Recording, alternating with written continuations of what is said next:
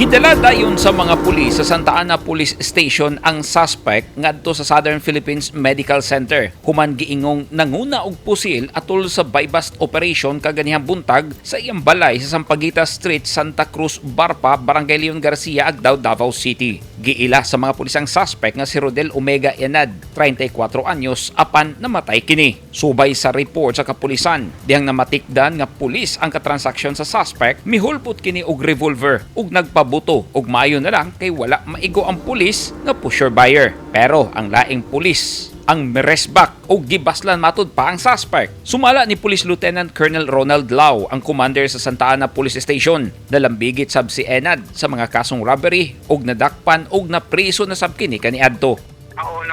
Kato siya is dati ito siya target nato sa Rats Tugis at the same time naga-hit siya sa pamamaligya og Shabu. Dagan siya kasong robbery kaya bahay ni siya sa unang panahon.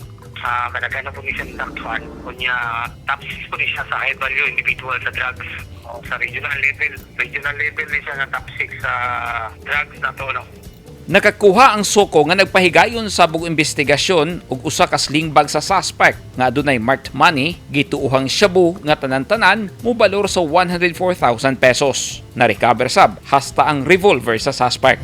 Sa MAA Police Station 16, wala magdahom si Police Major Maria Teresita Gaspan, ang commander sa MAA Police Station 16, na daghang shabu ang ilang masignit sa gilusa nila nga drug buy-bust operation pasado alas 11 kagabi sa entrance sa MP2 Townhouse Village, Barangay 10-A. Giila ni Gaspan ang suspect nga si Naser Alambat alias Utol, 32 anyos, og residente sa Mulundo, Lanao del Sur. Tanan-tanan, muabot sa 1,620,000 pesos nga kantidad sa gituuhang shabu ang napalit ug nasignit sa mga otoridad.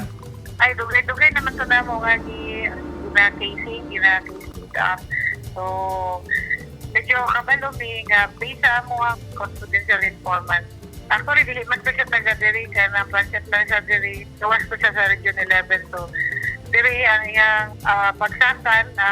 Anak na sa bagsakan no, transient siya diri. Pero, agianan niya diri no.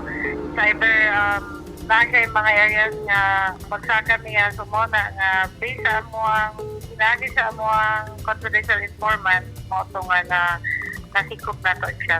Kauban sa MAA Police Station sa operasyon ang PDEA ug NBI 11.